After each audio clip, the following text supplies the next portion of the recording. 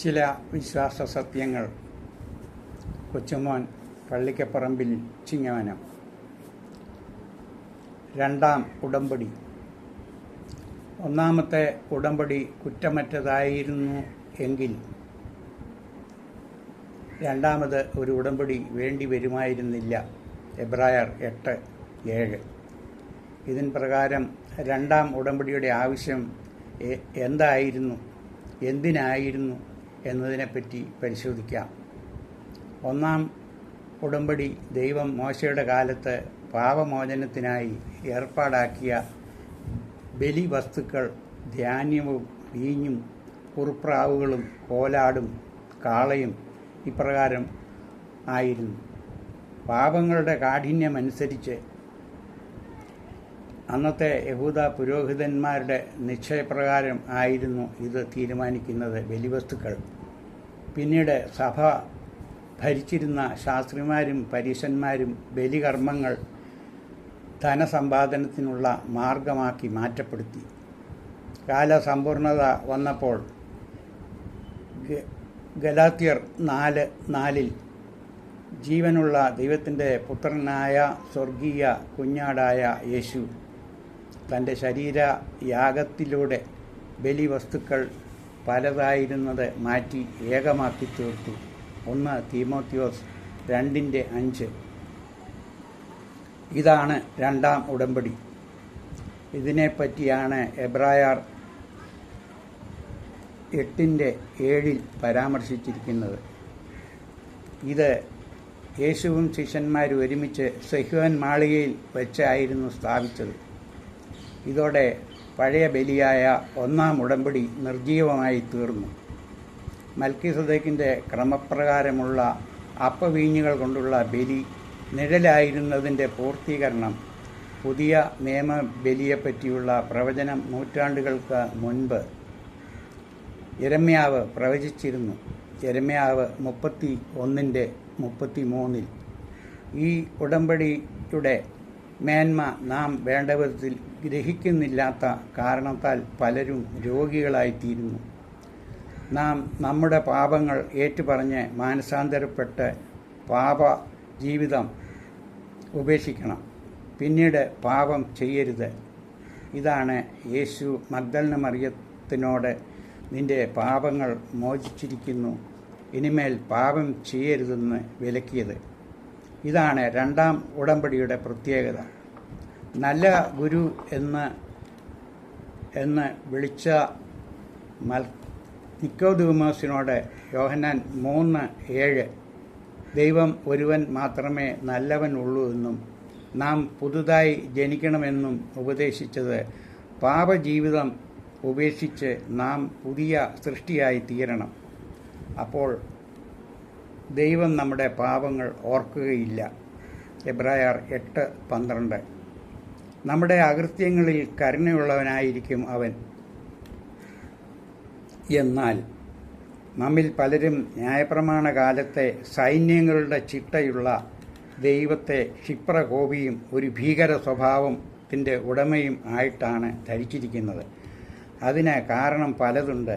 Israel ജനം സാക്ഷ്യൻ പെട്ടകം എഴുന്നള്ളിച്ചപ്പോൾ വീഴാൻ തുടങ്ങുന്നത് കണ്ട് പുരോഹിതന്മാർക്ക് മാത്രമേ അതിനെ തൊടാൻ അവകാശം ഉള്ളൂ എന്ന കൽപ്പന ലംഘിച്ച് അത് വീഴാതെ താങ്ങിയ ഉസയ്ക്ക് മരണശിക്ഷ ലഭിച്ചു. 2 ശമൂവേൽ 6:7. ശൗൽ രാജാവ് യുദ്ധത്തിന് പോയപ്പോൾ അവിടെ നിന്നും ഒന്നും കൊണ്ടുവരരുതെന്നുള്ള ദൈവത്തിൻ്റെ കൽപ്പനയെ ലംഘിച്ച് തടിച്ച കൊഴുത്ത കാളയെ കണ്ടപ്പോൾ ഇത് ദൈവത്തിന് ബലി കഴിക്കാമല്ലോ എന്ന് കരുതി കൊണ്ടുവന്നത് ശിക്ഷയ്ക്ക് കാരണമായി തീർന്നു. മോശയെ വിമർശിച്ച തൻ്റെ സഹോദരിയായ മെര്യാം കുഷ്ഠരോഗിയായി തീർന്നു. സംഖ്യാപുസ്തകം 12:10. ശാബത്തിൽ വിറക് പെറുക്കുവാനായി പോയവന് മരണശിക്ഷ ലഭിച്ചു. സംഖ്യാപുസ്തകം 5:32.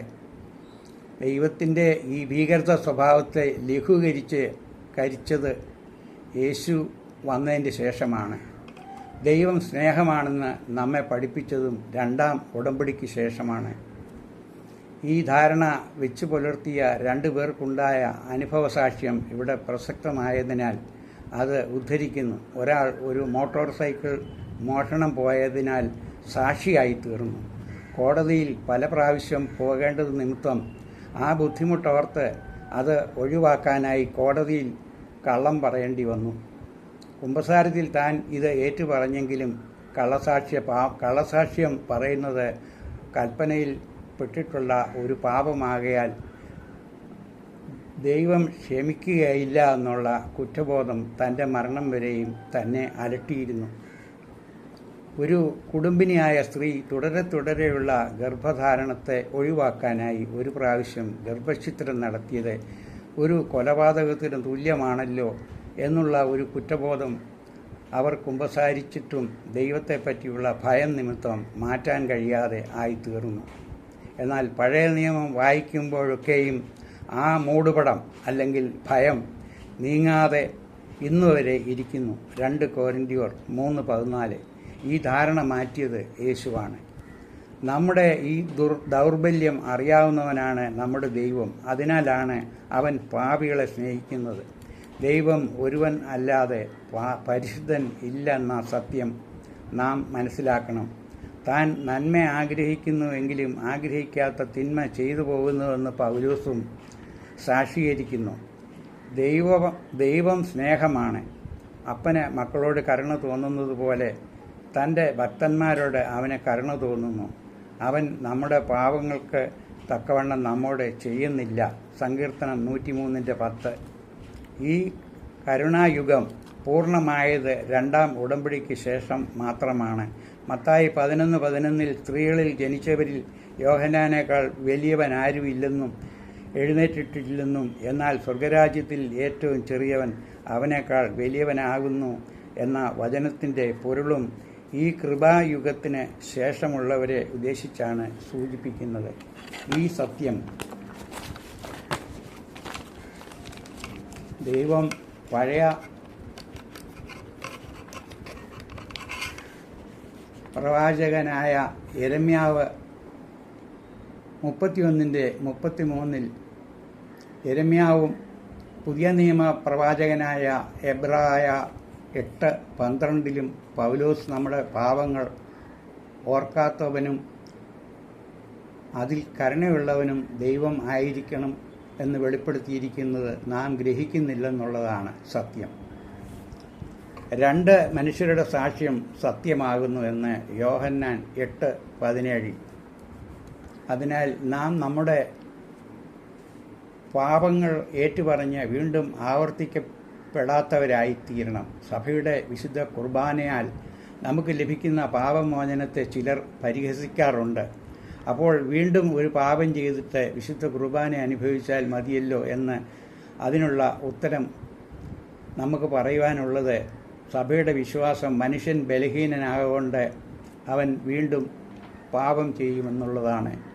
നിന്റെ സഹോദരനോട് 7 പ്രാവശ്യം ക്ഷമിച്ചാൽ പോരെന്നും 70 വട്ടം ക്ഷമിക്കണമെന്നും നമ്മെ ഉപദേശിച്ചവൻ നമ്മേക്കാൾ കൂടുതൽ മനസ്സല്ലിവുള്ളവനാകയാൽ നമ്മെ പാപ സ്വഭാവത്തിൽ നിന്ന് രൂപാന്തരപ്പെടുത്തി ഒരു പുതിയ മനുഷ്യനാക്കി രൂപാന്തരപ്പെടുത്തുകയാണ് നമ്മുടെ വിശുദ്ധ കുർബാനയുടെ ഫലം. യാഗം എന്തിനായിരുന്നു എന്നതിനെക്കുറിച്ച് നമുക്ക് ചിന്തിക്കാം. ദൈവം സൃഷ്ടിക്കപ്പെട്ട സകല ജീവികൾക്കും ആസക്തിയുണ്ട്. തന്നെയുമല്ല അതിനോടടിമയുമാണ്. ഉദാഹരണത്തിന് മാൻ എന്ന മൃഗം ഓടക്കുഴൽ നാദത്തിന് അടിമയാണ്. ആ ശബ്ദം കേൾക്കുമ്പോൾ അതിൻ്റെ തല അത് ഉയർത്തുന്നു. ചൂണ്ടയിൽ കോർത്ത് കിടക്കുന്ന ഇരയിൽ മീൻ ആകർഷിക്കപ്പെടുന്നു. ഉറുമ്പ് ചിതൽ രൂപാന്തരം പ്രാപിച്ച് ഈയൽ ആയി വെളിച്ചം കണ്ട് ആകർഷിച്ച് അവ തീയിൽ വീണ് പൊള്ളിച്ചാകുന്നു. ഇതുപോലെ മനുഷ്യനും തൻ്റെ ആസക്തിക്ക് അടിമയാണ്. മനുഷ്യൻ്റെ ആസക്തി പലതാണ്. ദ്രവ്യാഗ്രഹം, കാമവും മദ്യവും പുകവലിയും മയക്കുമരുന്നും സ്ത്രീകൾക്ക് സ്വർണത്തോടുള്ള വസ്ത്രഭ്രമവും ആകുന്നു. മനുഷ്യന് ആകാശത്ത് പറക്കാം, അത്ഭുതകരമായ പലതും നിർമ്മിക്കാം. അവന് വിധിശക്തിയെയും നിയന്ത്രിക്കുന്നതിനും അവന് കഴിയും. എന്നാൽ അവന് തങ്ങളുടെ തന്നെ സ്വയത്തെ ഭരിക്കുവാൻ കഴിയുന്നില്ല. അത് അസാധ്യമാണ്. നിങ്ങളുടെ ഉള്ളിൽ ഉള്ള നിങ്ങളെ കീഴടക്കിയാൽ നിങ്ങൾ ഒരു യഥാർത്ഥ മനുഷ്യനായിത്തീരുമെന്ന് ഒരു മഹാൻ പറഞ്ഞിട്ടുള്ളത് അതിനാലാണ് നാം ഈ അവസരത്തിൽ ഓർക്കേണ്ടത്.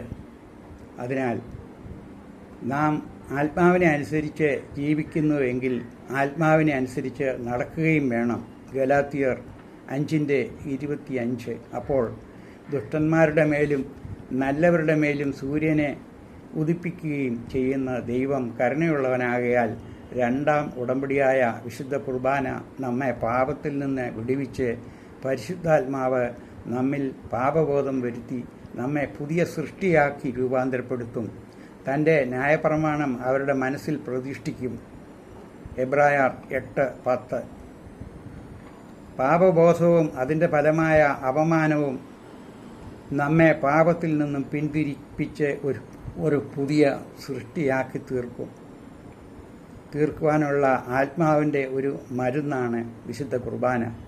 നമ്മുടെ രോഗത്താൽ നിന്ന് സുഖപ്പെടുത്താൻ നാം മരുന്ന് കഴിക്കുന്നത് പോലെ ആത്മാവിൻ്റെ രോഗമായ പാപത്തിൽ നിന്നും നമ്മെ വിടുവിക്കാനുള്ള ആത്മാവിൻ്റെ മരുന്നാണ് വിശുദ്ധ കുർബാനയെന്ന് സഭ വിശ്വസിക്കുന്നു. അതിനാൽ കുർബാന വഴി നമ്മിൽ വരുത്തുന്ന പരിവർത്തനമാണ് രക്ഷിക്കപ്പെടൽ, അല്ലാതെ മുതിർന്ന സ്നാനം വഴിയല്ല രക്ഷ എന്നുദ്ദേശിക്കുന്നത്. Thank you.